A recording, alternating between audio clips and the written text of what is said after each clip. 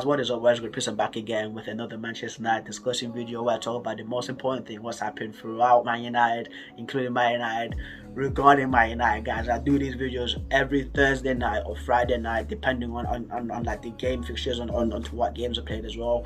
So yeah, so today we'll talk about, of course, Antony being officially signed, rating the Manchester United summer transfer, because for me, like I do think it's a low number.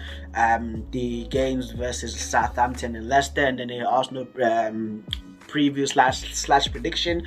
But yeah, we'll go right into Antony's officially signing for Man United. For me, channel regulars know, bro, like Antony, this guy, I've been wishing for him for the last 10 months.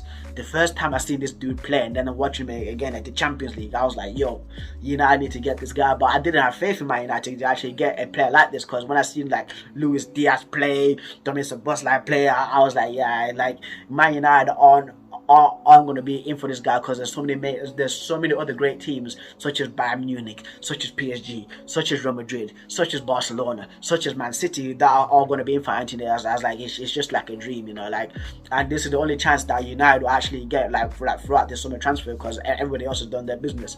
So when I seen that like United going in the first time and the bid got rejected, and then they wanted like 80 million euros, I was like, it's not going to be done. It's not going to be done, and I was like, this is the only chance. But like, we've missed out. This day in Ajax in 2023, but comes out, these guys have offered 100 million for Antony.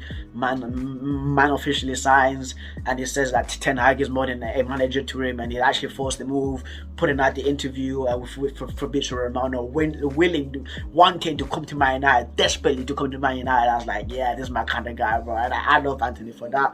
But yeah, like, what a player.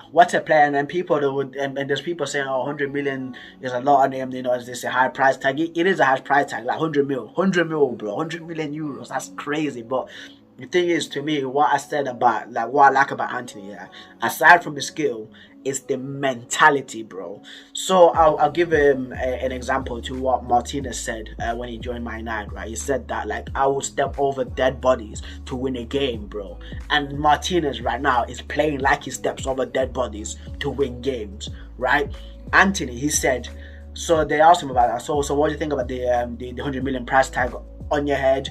So is there going to be pressure with that? Do you feel pressure? Antony is like, pressure? Like, that's not pressure. Pressure for me, right, is growing up in the favelas in Brazil, not waking up at 9 a.m. in the morning, not knowing when your next meal will come between 9 a.m. and 9 p.m. fam.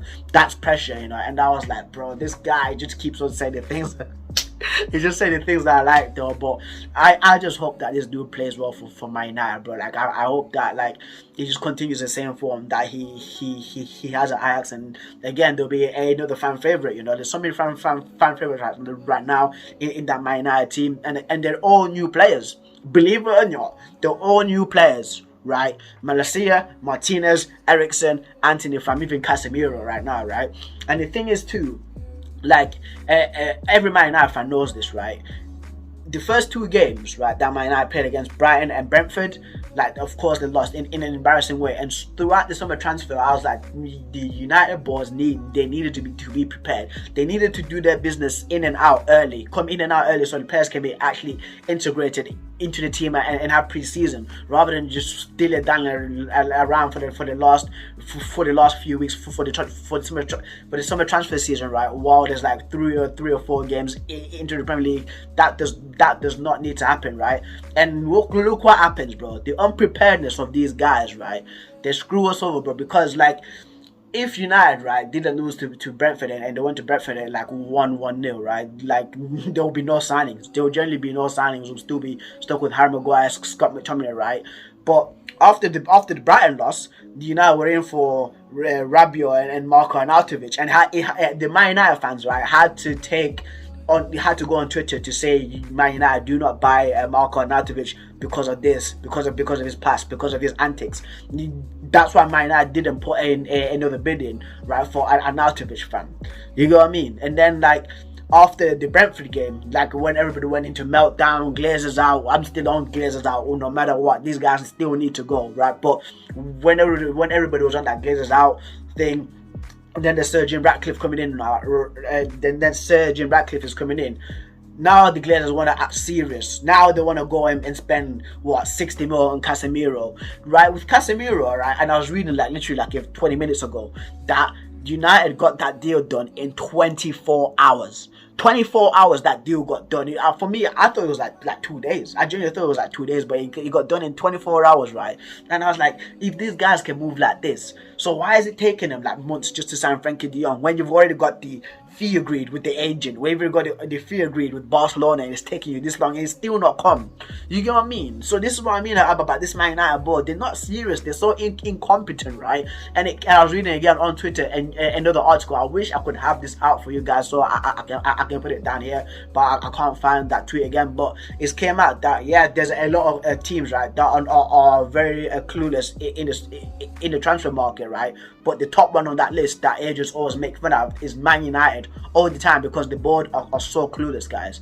You know, and the players that we've signed, right, and the players that we brought in, of course, like at the end of June, we brought in Malaysia, we brought in like Martinez, Ericsson, and then it all falters. And then of course, like those losses to Brentford and Brighton, we bring in like what, Antony, and then we'll bring in Casemiro, and then now we've got Martin Dubravka. For me, Dubravka is actually like a good goalkeeper. He's actually a good second choice goalkeeper. He really impressed me a lot when he was at Newcastle. But we bring these 6 players in, right, and we keep Ronaldo because again, Ronaldo had nowhere to go. He was being turned down by Bayern Munich. Chelsea didn't want him. Like Atletico Madrid wanted him, but the fans didn't want him. So that was going to be a bit of a problem. You've got Florentino Perez saying he's 38 years old, but for me, I'm keeping Ronaldo again because it's through and through striker.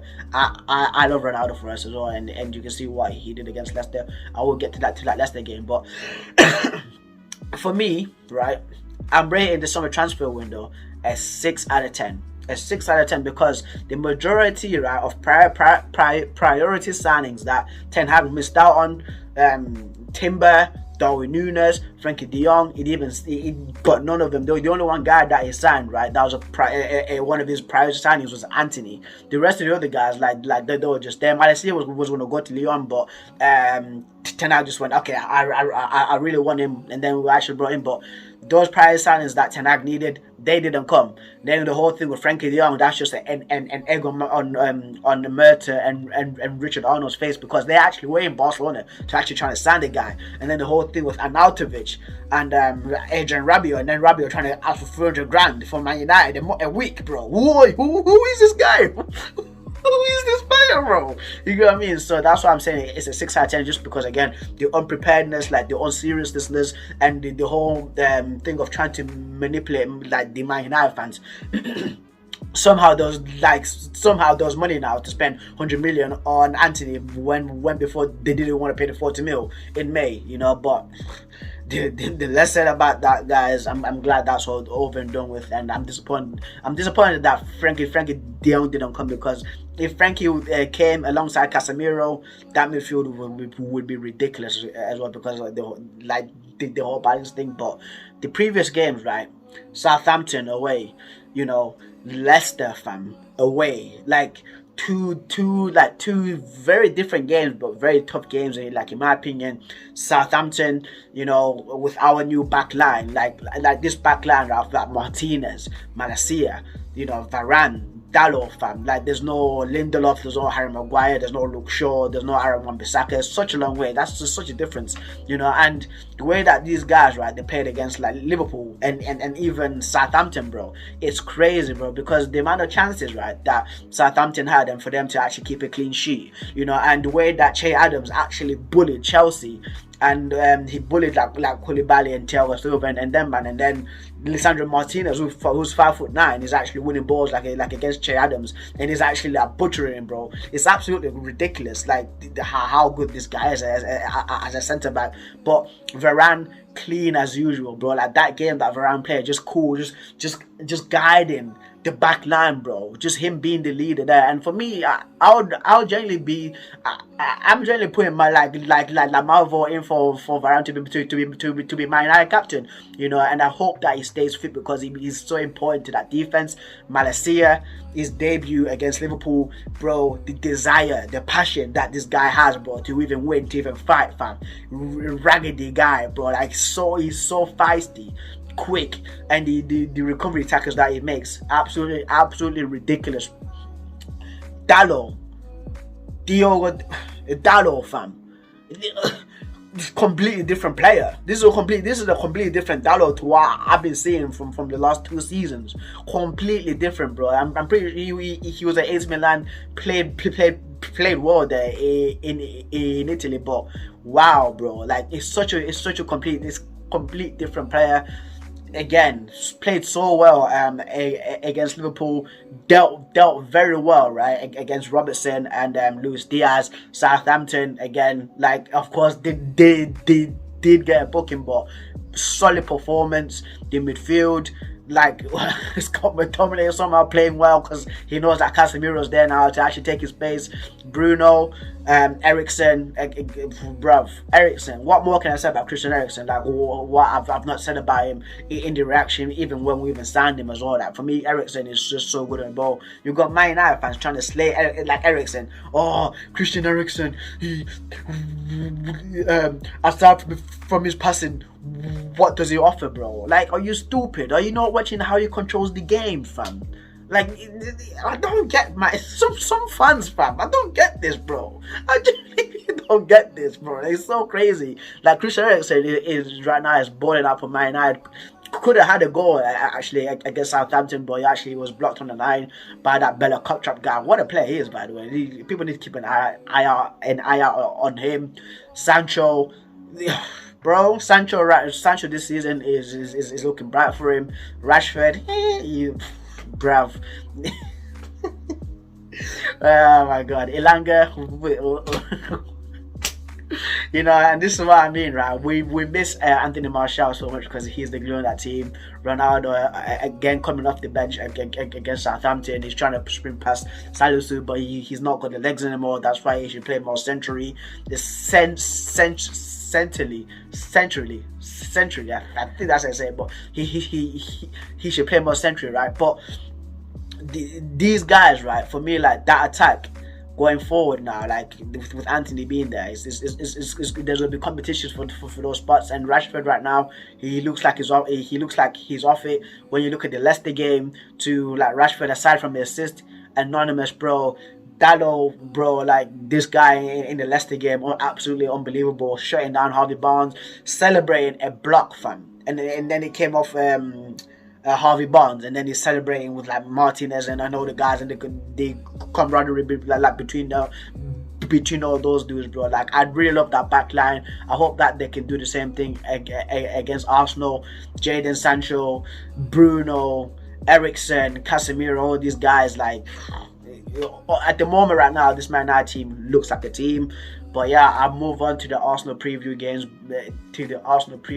But Arsenal have got a few players missing. They've got a few midfielders missing because I put out a combined 11, a Man United combined 11 with Arsenal. Please go check that out, guys. It's in my short section, and there was a guy with a username PS, and he said that Ramsdale might be out. I think he's a doubt, and then Partey, he's injured, so he's out too. So that Arsenal midfield is looking a little bit shaky. Arsenal do have a few players missing, but I forgot who else he said. But yeah, United need to take advantage of this, guys. They genuinely need to take advantage, because right now Arsenal are 6 points in front of Man United. If Man United win this game, they'll be 3 points behind them. You know, like, and in my opinion, right, like, this game, right, is gonna be won in the midfield, bro. This is why I want Casemiro, Eriksen, and Bruno to start. Bruno, like, he needs to stop doing like these stupid long range passes or stupid shots from weird angles. He should really keep it down a lot. Keep it a buck, fam.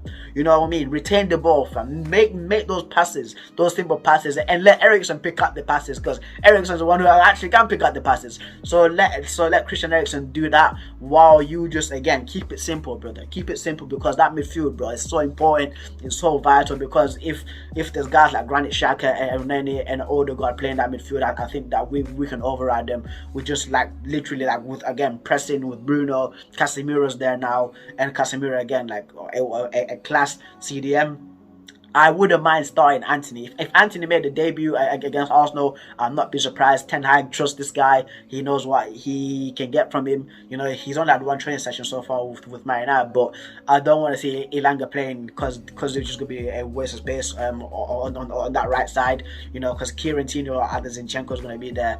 And yeah, for me, I genuinely hope that Antony does play. If it's not Antony, then it should be Jadon Sancho on the right, Marcus Rashford on the left wing, up front Cristiano Ronaldo. So yeah, guys, it's gonna be a tough game. You know, I was thinking either a 2-0 or a 1-0 win for Man United. No, it was either 2-1 or a 1-0 win for Man United. I'm going for a 1-0 win. You know, hopefully Ronaldo does score and get his goal scoring tally kicked off. We're 5 games in, and right now Ronaldo needs to catch up to Erling. He needs to catch up to Erling Haaland, but that's me being delusional. He's not catching up to Haaland, but yeah, I'm going to 1-0 win for Man United, and I hope that defense does the job, you know, and I hope that Martinez and Varane actually rough up Gabriel Jesus. I hope that Tyrone Malacia actually shuts down Bukayo Saka, and then on the right side, Dalot against Martinez. Dalot's come back against Luis Diaz, who's a dangerous player. Martinelli is also a dangerous player. So for me, that defense needs to show up, and then just keep that back line just assured. Protect David De Gea, guys. But that's been my match prediction, you know, my match preview for the Arsenal game.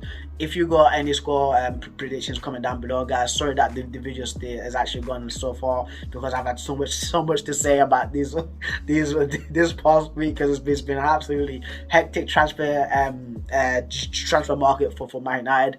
You know, again, it is a 6 out of 10, guys. But yeah, guys, if you got thoughts, comments, or concerns, do comment down below. And if you like, keep supporting your boy, don't forget to subscribe and like the video, guys. I've been Preston, ranting and raving about Man United. I'm signing out.